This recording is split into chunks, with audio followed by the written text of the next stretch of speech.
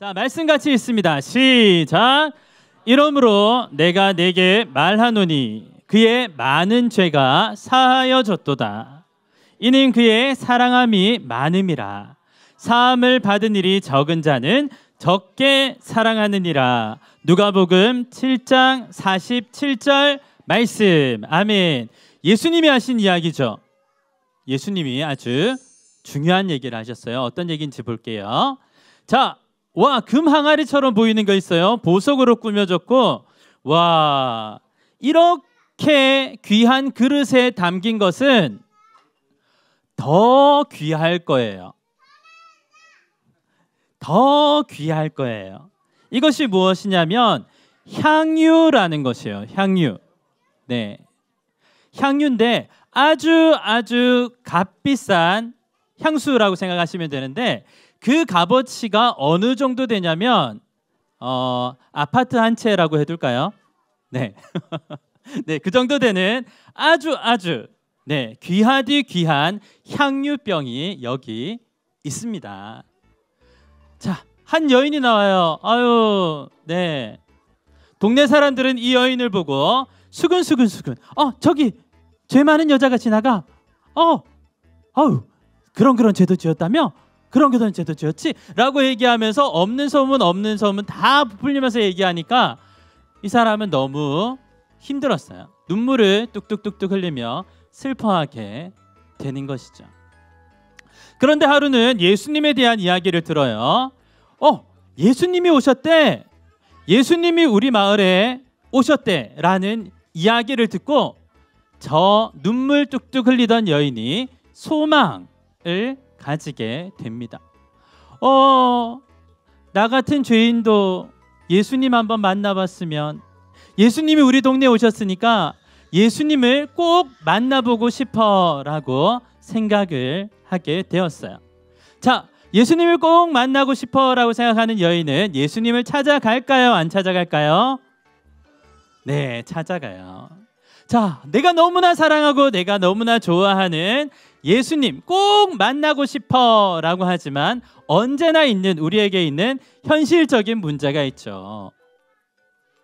사실 이 여인은 죄를 지은 여인이에요. 죄를 지은 여인이 어떤 의미냐면, 그 당시의 문화적 어원으로 볼 때 죄를 지은 여인이라는 것은 몸을 팔아 생계를 유지하는 여인을 이야기하는 것이에요. 내가 이런 현실적인 문제, 내가 이런 죄를 가지고 있는데 예수님이 날 싫어하시면 어떡하지? 지금 시몬 바리새인의 집에 있다고 하는데, 바리새인은 나 같은 사람을 사람 취급도 안 하는데 그 문 밖에서 거절당하면 어떡하지? 길에서 만난 나에 대해서 손가락질하고 나를 나무라고 욕하는 그 사람들 가는 길에 만나면 어떡하지? 라는 생각들이 염려로 자연스럽게 찾아오게 됩니다. 우리도 그렇죠.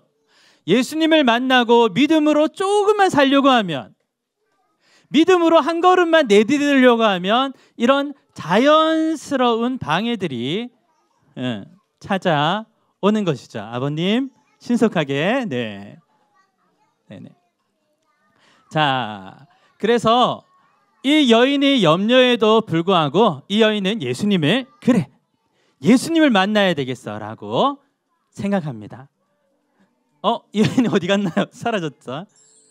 자, 이 여인이 가슴에 소중하게 한 가지를 품고 가고 있어요. 아까 얘기했던 무엇이죠? 향유.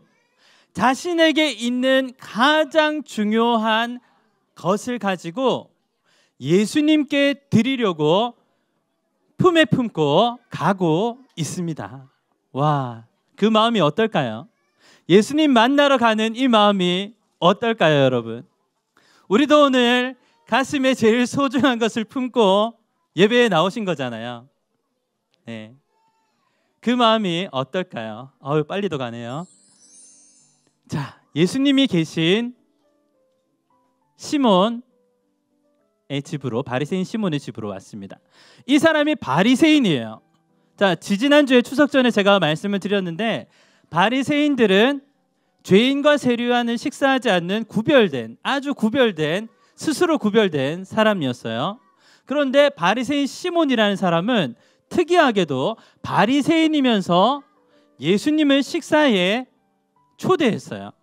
자, 그런데 그도 바리새인이었던지라 별반 다르지 않게 예수님을 초청했어요. 말씀을 보면 이런 거예요. 아, 예수라는 사람이 우리 마을에 왔는데 이 사람이 진짜 선지자인지 우리 집에 불러서 내가 직접 확인해 봐야겠어. 이 사람이 선지자인지 내가 직접 확인해 봐야겠어 라는 마음으로 예수님을 식사에 초대한 겁니다. 그런데 정말 놀라운 것은 예수님이 다 알고 계세요. 예수님은 사람의 마음이 어떤지를 친히 아시기 때문에 누구에게 물어볼 필요도 없어서 지금 시몬이 어떤 생각을 하고 있는지, 무엇을 원하는지를 다 알고 계세요. 그때 여인이 와서 예수님의 등 뒤에 섭니다. 모든 방해를 뚫고 이 집 안에 들어와 결국 예수님 가까이 와서 눈물을 흘리며 자신의 머리를 풀어서 예수님의 발을 닦고 그 값비싼 향유, 아파트 한 채, 감동이 없으시니까 세 채라고 할게요. 아파트 세 채를 쏟아붓고 있는 겁니다. 세 채는 돼야 되는군요. 그렇게 쏟아붓고 있습니다. 깜짝 놀란 사람은 바로 바리새인 시몬이에요. 왜냐하면 이게 세 채라는 거 알거든요. 네, 그만한 가치가 있다는 걸 알거든요. 그러면서 이제 이 놀라운 광경이 펼쳐지자 예수님이 굉장히 중요한 이야기를 해주십니다. 그것이 뭐냐면 이 여인과 이 시몬의 행동이 전혀 다른데 그것을 한 가지 이야기로 합쳐서 이야기해 주십니다. 어떤 사람에게 빚을 진 두 사람이 있는데 한 사람은 500만 원 빚졌고 한 사람은 50만 원 빚졌어. 그런데 둘 다 갚을 능력이 안 되니까 둘 다 갚지 말라고 했어, 주인이. 그러면 둘 중에 누가 더 기쁘겠니? 라고 물어보셨어요. 시몬은 알아요. 가치를 알기 때문에, 셈이 빠르기 때문에 많이 500만 원 갚지 않아도 되는 이 사람이 더 기쁘지요 라고 이야기했습니다. 더 많이 빚진 사람이 더 기쁘지요 라고 정확하게 이야기를 했습니다. 그러자 예수님께서 이 이야기를 하시죠. 이 여인이 나를 더 사랑했기 때문에 이 여인의 죄가, 많은 죄가 사하여졌다라고 말씀해 주십니다.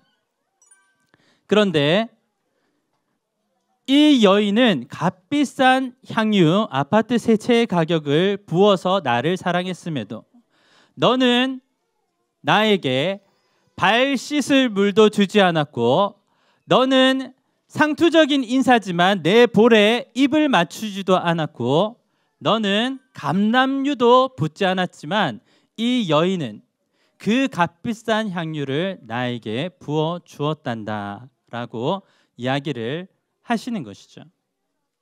그리고 정말 중요한 이야기를 그 다음에 하십니다. 무엇이죠? 여인에게 하신 말씀인데요. 여기서 끝나면 안 되잖아요, 여러분. 마침표를 찍어야 되잖아요. 어떤 얘기를 하셨죠?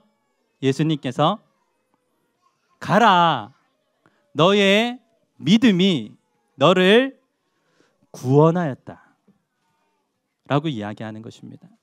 여러분, 여기에서 포커스는 뭐냐면, 여기서 핵심은 뭐냐면 아파트 세 채가 아니에요, 여러분. 네, 아파트 세 채는 지나갔어요. 이미 다 드렸습니다. 자, 무슨 말이냐면 더 많이 사랑하는 자가 구원에 이른다라고 가르쳐 주시는 것이에요. 네, 예수님을 더 많이 사랑하는 자가 구원에 이른다라고 가르쳐 주시는 것이죠.